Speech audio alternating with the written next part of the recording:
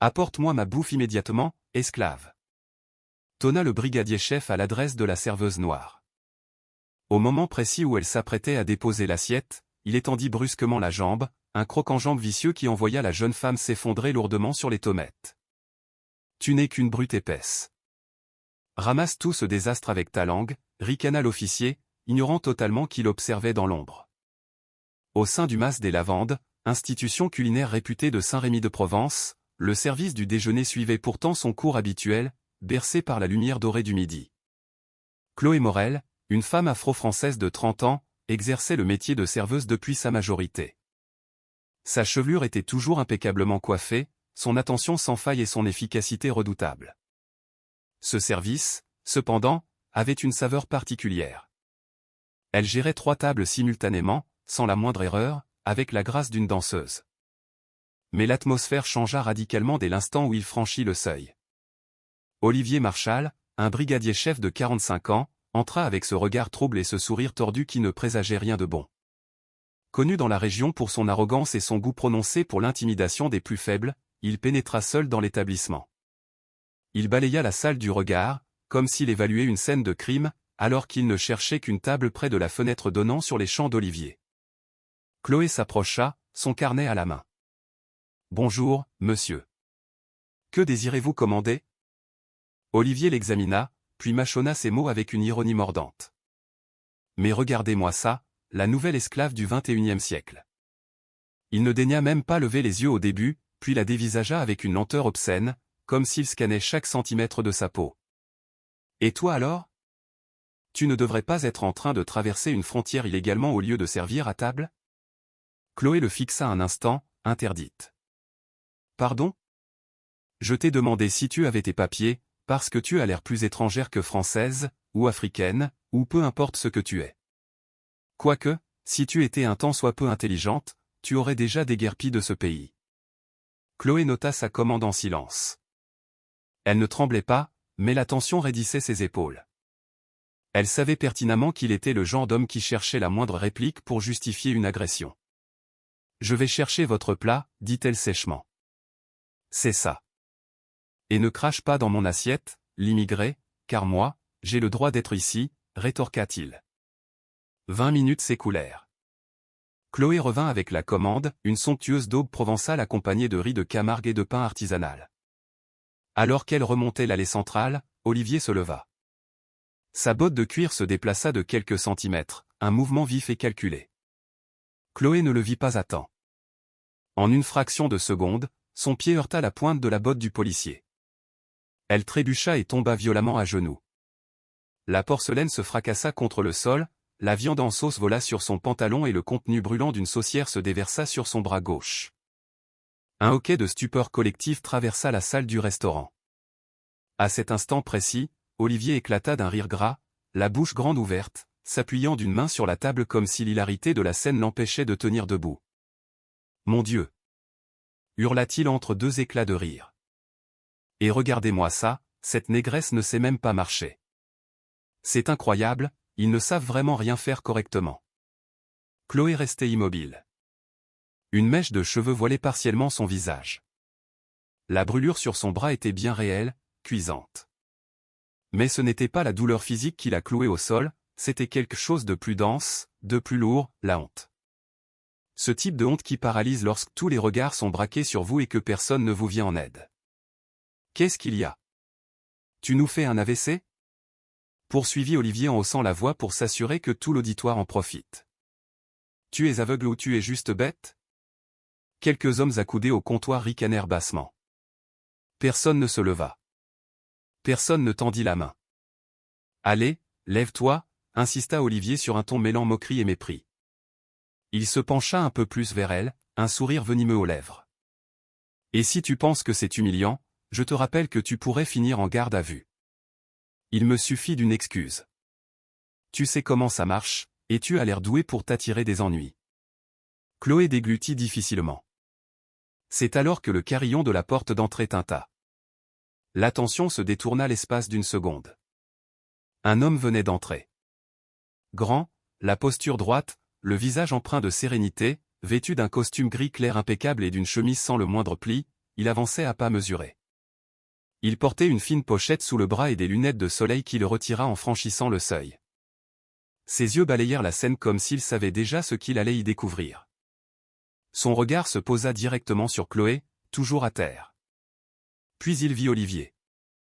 Le brigadier-chef le regarda du coin de l'œil, sans le reconnaître, et grommela, encore un autre guignol pour le spectacle. Mais Léo Vasseur ne répondit pas. Il avança lentement et s'arrêta juste à côté de Chloé. Il s'accroupit près d'elle. Olivier fit claquer sa langue contre son palais et secoua la tête. « Qu'est-ce qui se passe maintenant? Ton sauveur arrive ?» Léo planta son regard dans le sien, non pas avec fureur, mais avec un calme olympien. Et tandis qu'Olivier continuait de déblatérer, Léo tendit une main secourable à Chloé. Ce n'est qu'à ce moment-là qu'elle leva la tête, les yeux brillants de larmes contenues. « Ça va aller ?» murmura-t-il, à peine audible. Elle acquiesça très légèrement. Chloé se releva avec l'aide de Léo. Son bras la brûlait toujours et son uniforme arborait des taches impossibles à dissimuler, mais son visage avait changé. Il n'y avait pas de fierté mal placée, mais plus aucune larme. Olivier Marchal, toujours assis, une jambe croisée sur l'autre, la regardait avec ce même dédain que l'on réserve à un insecte sur un mur.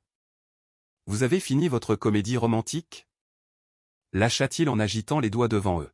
« Parce que si ça ne te dérange pas, esclave, j'attends toujours mon déjeuner. » Léo bougea à peine, ne prononça pas un mot, mais ses paupières ne sillèrent pas une seule fois. « Et cette fois, » ajouta Olivier avec son sourire tordu, « fais-moi le plaisir de ne pas trébucher.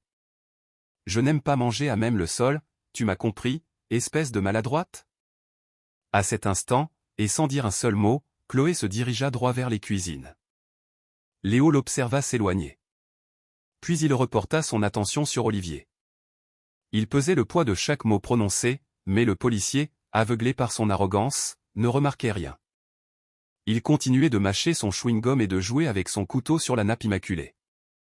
Quelques minutes plus tard, Chloé revint de la cuisine avec une nouvelle assiette. Elle marchait le dos droit, bien que son bras blessé tremblât légèrement. Ses pas étaient fermes. Arrivée à la table, elle déposa l'assiette devant Olivier avec précaution et sans dire un mot. « Ah, regarde, elle a réussi », se moqua-t-il. « Un miracle. Essaie de ne pas la renverser cette fois, animal. » Chloé ne le regarda pas, fit demi-tour et marcha vers le comptoir. C'est alors que Léo parla pour la première fois à voix haute. « C'est toujours ainsi que vous traitez les femmes ?» Olivier le regarda enfin. Il ne se leva pas, se contentant de hausser un sourcil. « Et toi, t'es qui? Sa nourrice? Je traite les gens comme bon me semble. Je suis la loi. » À cet instant, Léo esquissa un sourire imperceptible. « Rien de tout cela, officier. Je ne fais qu'observer. » « Observer quoi? Comment travaille une serveuse inutile ?» ria Olivier d'un ton de défi. « Eh bien, prends des notes, champion, parce que celle-là, elle n'est même pas bonne à nettoyer les chiottes. » Chloé l'observait depuis le comptoir. La caissière aussi. Léo hocha la tête très lentement. « Parfait, » dit-il d'une voix si sereine qu'elle donnait des frissons. « Alors, quand tout ceci sera terminé, ne dites pas que personne ne vous a prévenu. » Après avoir prononcé ces mots, il se tourna vers la porte. Olivier fronça les sourcils. « Qu'est-ce que tu as dit ?» demanda-t-il. Mais Léo lui tournait déjà le dos.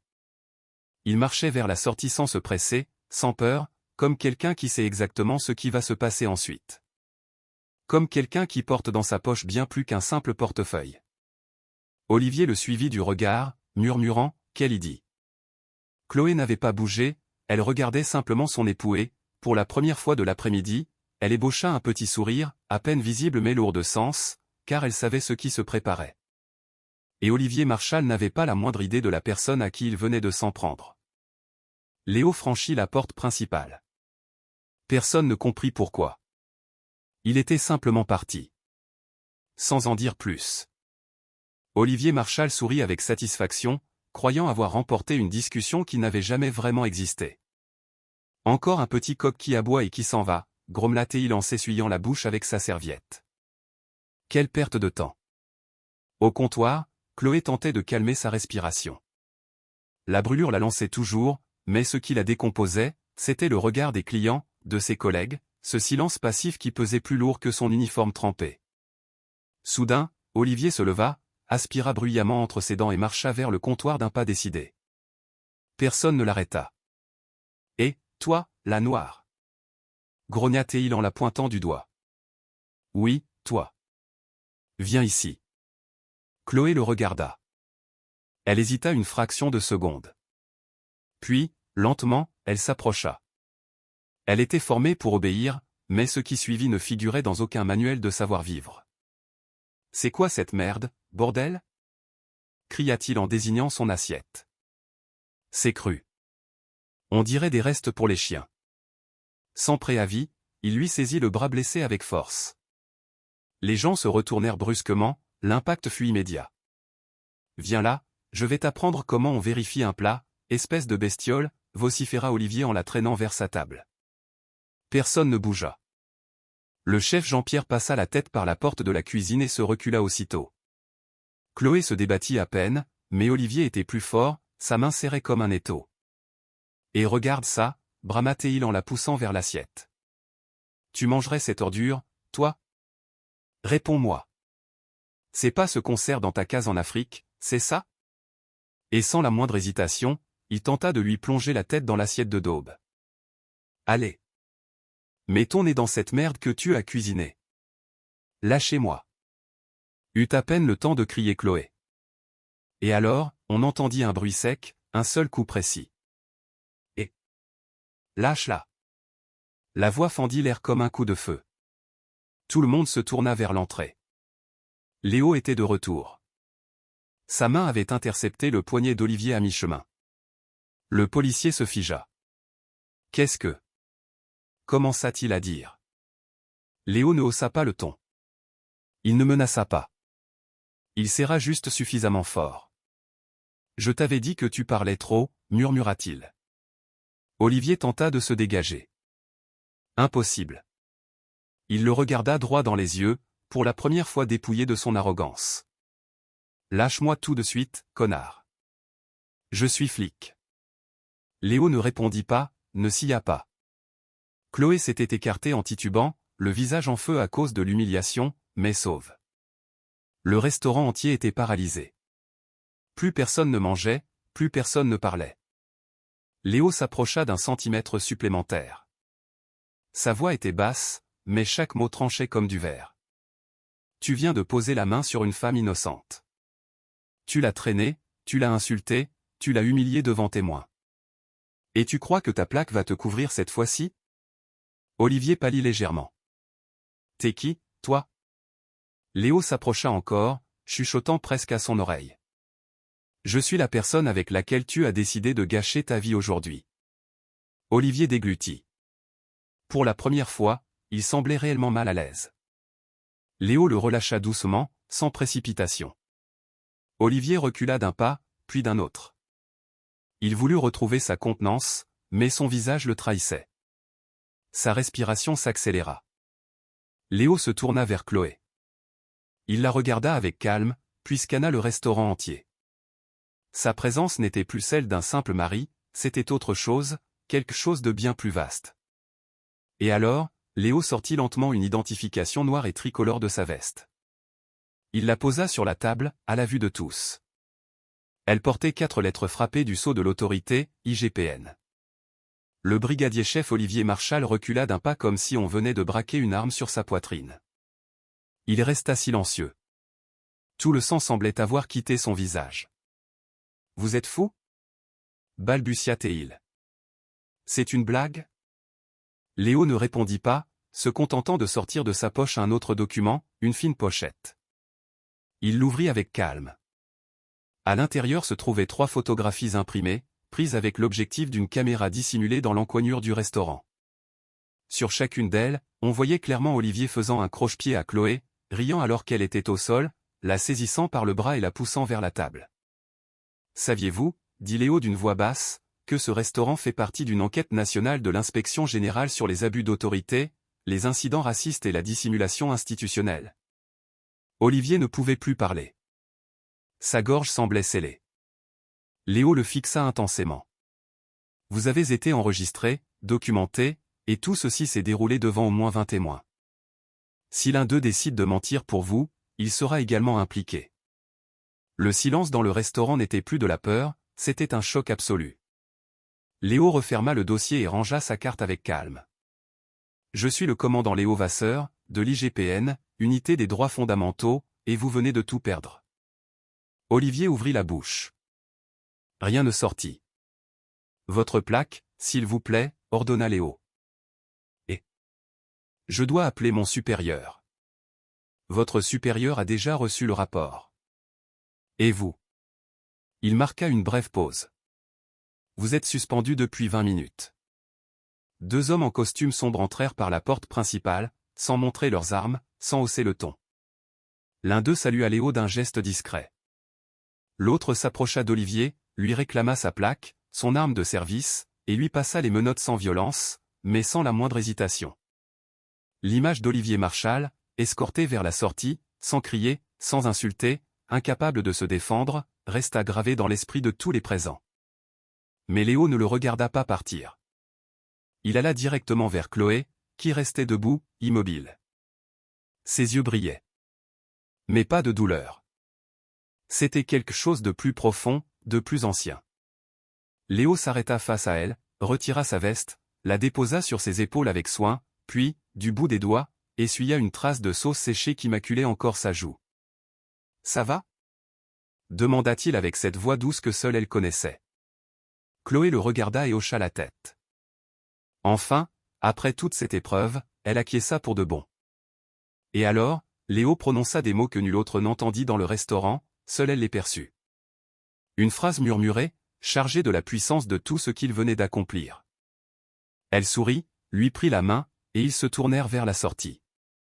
Lorsqu'ils franchirent le seuil du mas des Lavandes, il ne restait plus de peur en Chloé, ni d'humiliation, seulement de la dignité et un sentiment de justice. Ce genre de justice qui arrive rarement, mais qui, lorsqu'elle frappe, change tout à jamais.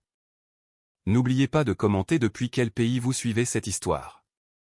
Si ce récit vous a touché, vous devez absolument découvrir celui où un homme ordonne « Lâche ma mère et je te ferai marcher » face à un juge raciste qui riait. Jusqu'à ce que l'inévitable se produise. Cliquez maintenant et retrouvons-nous là-bas. Pensez à vous abonner et à laisser un « j'aime » pour découvrir d'autres histoires qui révèlent la vérité cachée.